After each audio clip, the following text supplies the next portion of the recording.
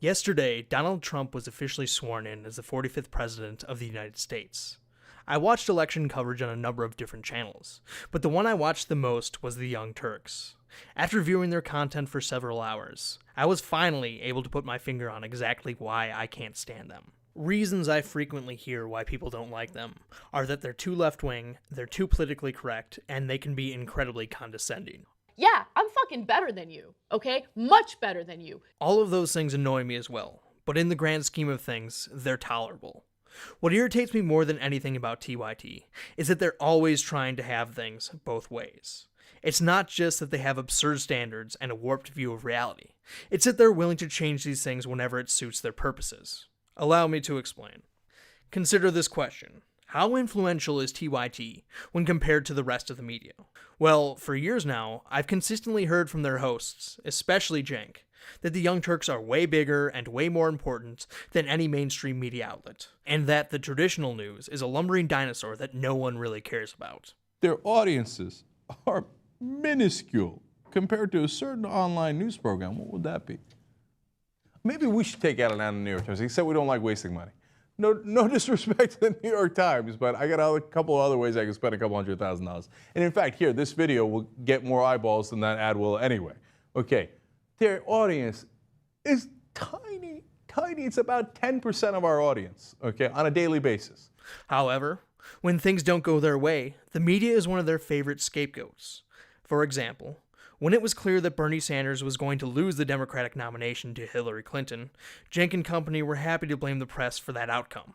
The entire old media, almost all of them, and by the way, I say old media, but really almost all the websites too, all the new media, with the exception of us, and I don't know who else, maybe Democracy Now!, Secular Talk, etc., right? All of them counted the superdelegates from day one.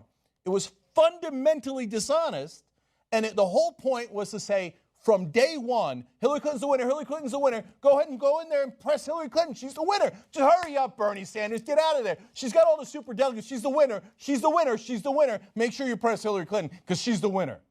That is a hell of a thing to overcome. Maybe if they hadn't done that, Bernie Sanders wouldn't have won anyway. Maybe she would have prevailed. It's possible, right?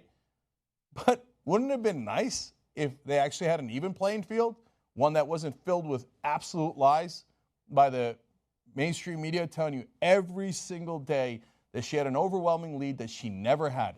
In other words, TYT is super popular and nobody cares about the mainstream media until they need to explain away a loss.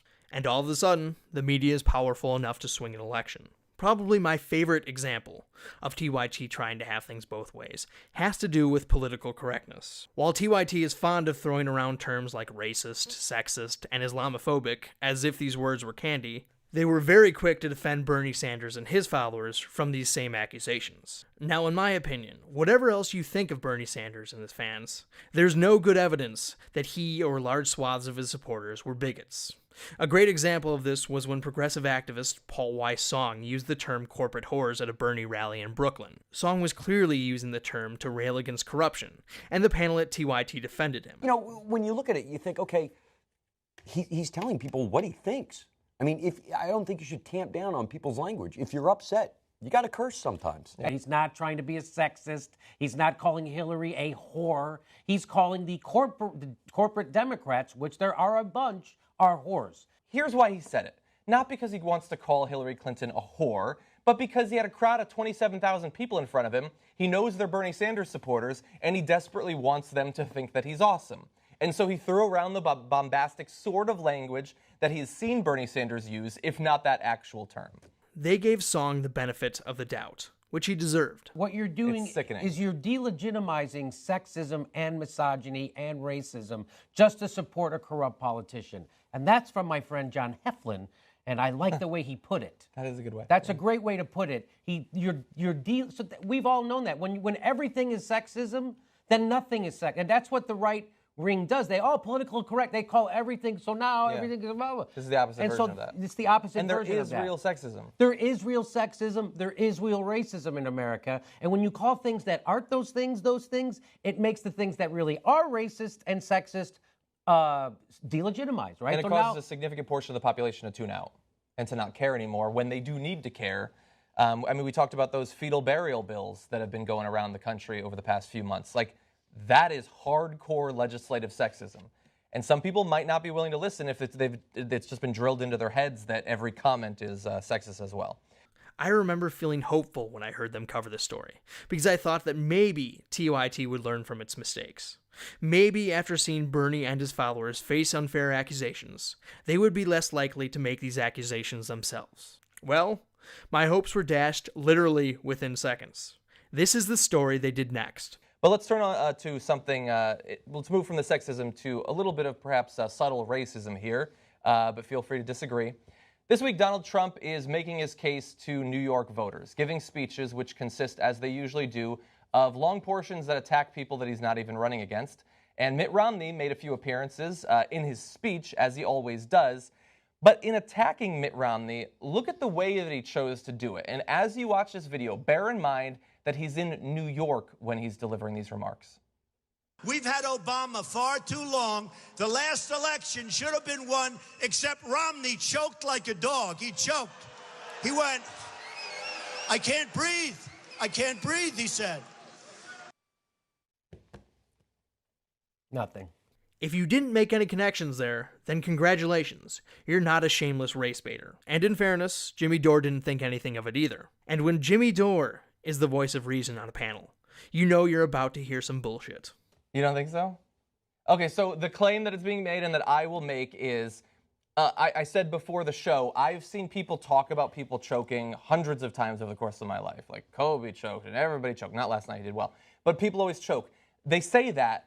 They're not so committed to the metaphor that they then talk about not being able to breathe. I've never seen that happen.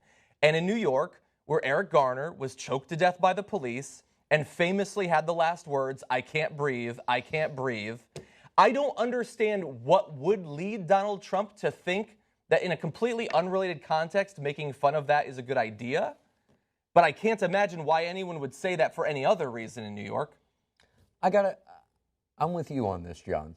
Oh, really? I thought that I would be 1 out of 3. No, I'm with you on it. I mean, whenever you say someone choke, you're like, you don't say, I can't breathe. I can't breathe. And, I can't and breathe. Since this guy has a history of dog whistles and racist statements, it makes me think he did it in a way that he can go, no, I didn't mean anything by it, when he definitely meant something by it. Yeah.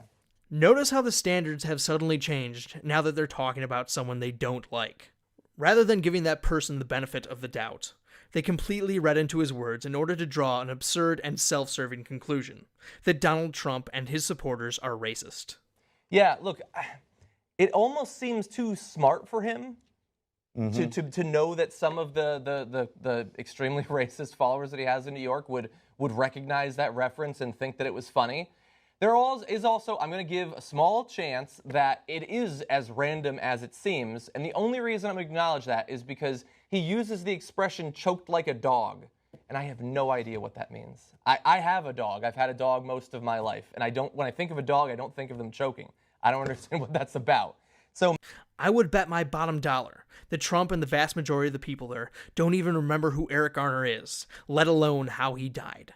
And I assume that when he said choked like a dog, he was making reference to a choke collar, which is something most people would actually get. For what it's worth, he also said that Mitt Romney walks like a penguin. And he walks like a penguin onto the stage. You ever seen? Are we to believe that that is veiled racism as well? And when an unarmed black man was shot by a white female police officer in Tulsa, Oklahoma, Trump said this. Did she get scared? Was she choking? What happened? But maybe people like that, people that choke, people that do that, maybe they can't be doing what they're doing. Was he referencing Eric Garner there as well? Somehow I doubt it. Again, if it was simply the case that they were obnoxiously politically correct, I wouldn't even bother talking about it. Like I said, what really irks me about this is that they're always trying to have things both ways. When things are looking up, the mainstream media is irrelevant. But when something goes wrong, all of a sudden they're extremely powerful. One moment TYT is lecturing their audience about the liabilities of abusing terms like racism and sexism, and then they go on to abuse those terms themselves when it's convenient for them. This exists in every facet of their show, and it's really fucking annoying.